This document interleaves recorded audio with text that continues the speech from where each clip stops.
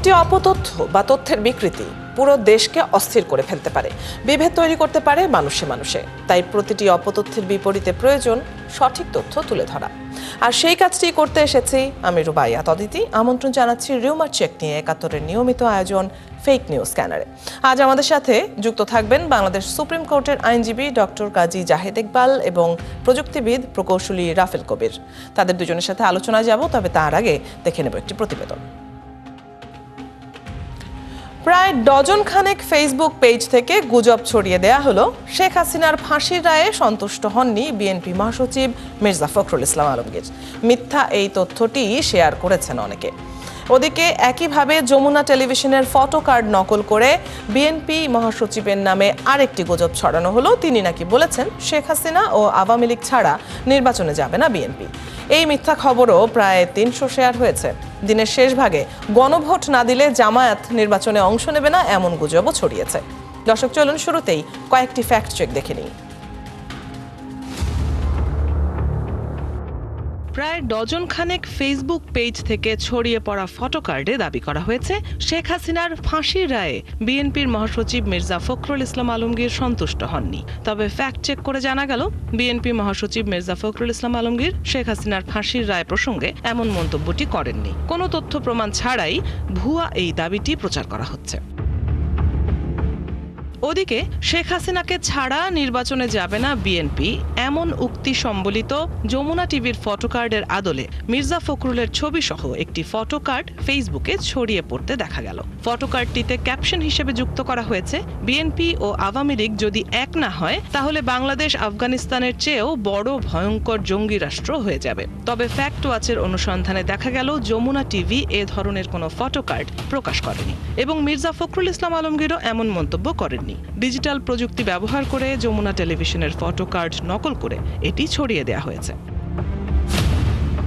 বিকেলে CA press wing fact Facebook page থেকে জানানো হলো, কয়েকটি সংবাদপত্রে প্রকাশিত সংবাদে দাবি করা হয়েছে গতকাল সোমবার প্রধান উপদেষ্টা কার্যালয়ে অনুষ্ঠিত বৈঠকে জেলা প্রশাসকরা প্রধান উপদেষ্টাকে পরামর্শ দিয়েছেন ওয়াজ মাহফিলে রাজনৈতিক বক্তব্য প্রদান বিষয়ে ব্যবস্থা গ্রহণের জন্য। তবে সঠিক তথ্য হলো ওই বৈঠকে ২ জন জেলা প্রশাসক ও ১ জন বিভাগীয় কমিশনার বক্তব্য রাখলেও এমন কোনো আলোচনা কেউই করেননি। জেলা প্রশাসকদের উদ্দেশ্যে দেয়া দিক নির্দেশনামূলক বক্তব্যে প্রধান উপদেষ্টাও এ ধরনের কোনো মন্তব্য করেননি। তার পুরো বক্তব্য সামাজিক যোগাযোগ মাধ্যমের অফিসিয়াল পেজে প্রকাশ হয়েছে। সংবাদ মাধ্যমে প্রকাশিত সংবাদগুলো সত্য নয়। ওদিকে কালের কণ্ঠের ডিজাইন সংবলিত ফটোকার্ড থেকে দাবি করা হয়েছে জামায়াতে ইসলামী আমির ডাক্তার শফিকুর রহমান নাকি বলেছেন গণভোট না দিলে জাতীয় নির্বাচনে অংশ নেবে না জামায়াত। তবে ফটোকার্ডটি বিশ্লেষণ করে নিশ্চিত হওয়া গেল কালের কণ্ঠ এমন কোনো ফটোকার্ড বা সংবাদ প্রকাশ করেনি এবং জামায়াতের আমিরও এমন কোনো মন্তব্য করেননি। কালের কণ্ঠের প্রচলিত ফটোকার্ডের ডিজাইন নকল করে এই মিথ্যা ছড়ানো হয়েছে। অপতথ্য আরও আছে। সম্প্রতি জাতীয় নাগরিক পার্টি এনসিপির নেত্রী সামান্থা শারমিনের শিক্ষাগত যোগ্যতা দাবি করে সামাজিক যোগাযোগ মাধ্যমে একটি তথ্য প্রচার করা হয়েছে, যেখানে দাবি করা হয় সামান্থা শারমিন ঢাকা বিশ্ববিদ্যালয়ের আইন বিভাগ থেকে এলএলবি এবং এলএলএম সম্পন্ন করে ফার্স্ট ক্লাস ফার্স্ট হন। তবে ফ্যাক্ট চেক করে দেখা গেল দাবিটি সঠিক নয়। প্রকৃতপক্ষে সামান্থা শারমিন ঢাকা বিশ্ববিদ্যালয়ের চারুকলা অনুষদের ভাস্কর্য বিভাগ থেকে স্নাতক ও স্নাতকোত্তর ডিগ্রি লাভ করেন। দর্শক, আজকের অপতথ্যগুলো বিশ্লেষণ করে দেখা যাচ্ছে ৯০% বেশি অপতথ্য ছড়ানো হয়েছে গণমাধ্যমের ফটোকার্ড নকল করে। গুজবের টার্গেট ছিল রাজনৈতিক ব্যক্তি এবং চলমান ইস্যু। অভিনব কায়দায় এসব অপতথ্য সংঘবদ্ধভাবে ছড়িয়ে ভাইরাল করা হচ্ছে। বিভ্রান্তি এড়াতে ব্যক্তি সচেতনতার পাশাপাশি শুধুমাত্র দায়িত্বশীল গণমাধ্যমের খবরগুলোতেই আস্থা রাখার পরামর্শ বিশেষজ্ঞদের। রুবাইয়া তদিতি, ৭১। দর্শক, প্রতিবেদনটি দেখছিলাম, একটা সামগ্রিক ধারণা তো আমরা পেয়েছি। আর আগেই জানিয়েছি আমাদের সাথে বাংলাদেশ সুপ্রিম কোর্টের আইনজীবী ডক্টর কাজী জাহেদ ইকবাল এবং প্রযুক্তিবিদ প্রকৌশলী রাফেল কবির আছেন। তাদের সাথে আলোচনায় চলে যেতে চাই। স্বাগত জানাচ্ছি আপনাদের দুজনকেই। আমি শুরুতেই ডক্টর কাজী জাহেদ ইকবালের কাছে যেতে চাই এবং এই যে আমরা দেখছিলাম বিভিন্ন অপপ্রচার চলছে বিভিন্ন রাজনৈতিক ব্যক্তিত্বের সম্পর্কে, কিংবা রাষ্ট্রপ্রধান এখন রয়েছেন ডক্টর মোহাম্মদ ইউনূস, তার সম্পর্কে বলা হচ্ছে তিনি এরকম বক্তব্য রেখেছেন, এই বলেছেন সেই বলেছেন, যেগুলো আসলে গুজব। তো এমন অনেক সময়ই হচ্ছে যে রাজনৈতিক দলটি কিংবা সেই নির্দিষ্ট যিনি নেতা তিনি হয়তো সরাসরি আইনের সাহায্য নিতে যাচ্ছেন না, কিন্তু আমরা ফ্যাক্ট চেকের মাধ্যমে জানতে পারছি যে এরকম কথা আসলে তিনি বলেননি, তার নামে অপপ্রচার ছড়ানো হচ্ছে। এরকম ক্ষেত্রে তিনি যদি নিজে আইনের দরজায় না যান, তাহলে কি যে অপপ্রচার করছে তাকে আইনের আওতায় আনা যাবে? নিশ্চয়ই যাবে। আমাদের একটা মনে রাখতে হবে যে যে অপতথ্যগুলো ছড়ানো হচ্ছে, মানে আপনার আইনের জায়গাটা থেকে আমাদের দুটো বিষয়ে বোঝার আছে। একটা হলো ব্যক্তি পর্যায়ের অপরাধ, অর্থাৎ ধরেন এমন অপরাধ হলো, একটা প্রতারণা হলো বা এরকম কিছু হলো যেটা ব্যক্তিকে ইফেক্ট করে। আর একটা বড় ধরনের অপরাধ বা একটা বড় ধরনের গুজব ছড়ানো হলো যেটা রাষ্ট্রকে ইফেক্ট করছে, অথবা সোসাইটির আপনার আনরেস্ট তৈরি করছে, রাষ্ট্রে আনরেস্ট তৈরি করছে। এইরকম প্রেক্ষাপটে বা এরকম পরিস্থিতিতে আইন শৃঙ্খলা বাহিনী নিজেই আপনার মামলা দায়ের বা প্রয়োজনীয় আইনগত ব্যবস্থা নিতে পারবেন। সেক্ষেত্রে আইনগত কোনো বার নেই, বরং আইন সেটাই বলেছে। আর দ্বিতীয়ত, আর এই যে বিষয়গুলো আমরা দেখলাম, এটাতে দেখা যাচ্ছে যে দেশের কিছু খুবই সম্মানিত রাজনৈতিক নেতৃবৃন্দ সম্পর্কে বা তাদের রাজনৈতিক দল এবং বিভিন্ন বক্তব্যকে আপনার বিকৃত করে কোনো কোনো ক্ষেত্রে সম্পূর্ণ মিথ্যা তথ্য দিয়ে আপনার কোনো পত্রিকার ফটোকার্ড ইত্যাদি ব্যবহার করে এগুলা প্রচার চালানো হচ্ছে। বোঝাই যাচ্ছে যে এই ধরনের প্রচারের উদ্দেশ্য হচ্ছে আপনার একটা অশান্তি বা বিশৃঙ্খলা তৈরি করা, এবং একই সঙ্গে এই যে লোকগুলোর কথা এতক্ষণ আমরা শুনছিলাম, ওনাদের ভাবমূর্তিকে নষ্ট করা, এইরকম উদ্দেশ্য। এখন এই ধরনের পরিস্থিতিতে রাষ্ট্রের শান্তির স্বার্থে অথবা সমাজের শান্তির স্বার্থে আপনার ল এনফোর্সিং এজেন্সি যদি প্রয়োজন মনে করেন, তাহলে তারা নিজেরাই আপনার এই বিরুদ্ধে ব্যবস্থা নিতে পারেন। সেক্ষেত্রে যার বিরুদ্ধে ছড়ানো হচ্ছে তাকেই আসতে হবে এমন না, তবে জেনারেল প্রিন্সিপাল অফ দি ল হচ্ছে যে যার বিরুদ্ধে অপরাধটি সংগঠিত হয়েছে তিনিই আসবেন।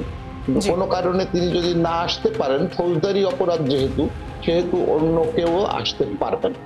আচ্ছা, আসছি আপনার কাছে আবারও প্রকৌশলী রাফেল কবিরের কাছে। এবারে যদি জানতে চাই, আমরা দেখছি যে দিন দিন বিভিন্ন ধরনের যে গুজব, যেগুলো অপতথ্য, সেগুলোর মান উন্নত হচ্ছে। মানে আগে কিছু ভিডিও দেখলে হয়তো বোঝা যেত যে এটা নকল ভিডিও বানানো হয়েছে, কিন্তু এখন ওই যে ডিপ ফেক থেকে শুরু করে বিভিন্ন ধরনের এআই ব্যবহার করে যে ভিডিওগুলো তৈরি হচ্ছে, সেগুলো অনেক উন্নত মানের, যেগুলো দেখে বোঝার উপায় নেই যে আসল কি নকল।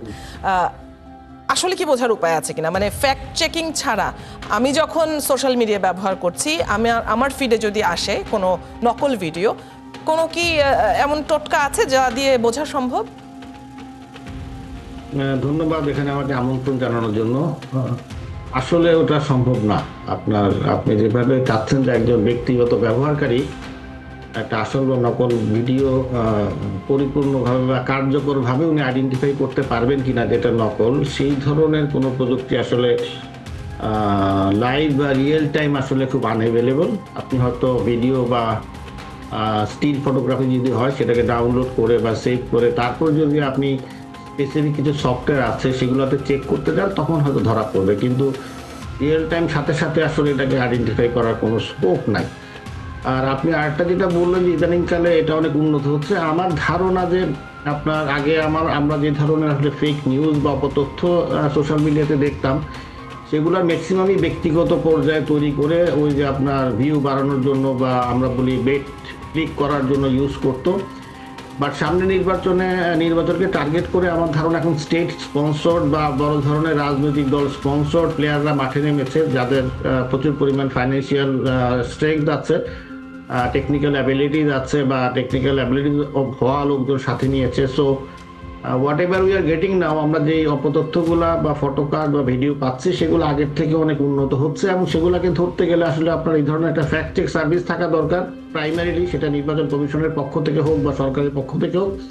আর আমার মনে হয় আইন শৃঙ্খলা রক্ষাকারী বাহিনীর উচিত প্রণোদিত হয়ে একজন বা দুজন যদি ওনারা ধরতে পারেন, সেই ক্ষেত্রে এটার পরিমাণ হয়তো আমরা কিছুটা কমিয়ে আনতে পারবো বা কন্ট্রোলের মধ্যে রাখতে পারবো। জি, আপনাদের দুজনের কাছেই আসবো আমি আরো প্রশ্ন নিয়ে। চলে যাচ্ছি আমাদের অতিথিদের কাছে।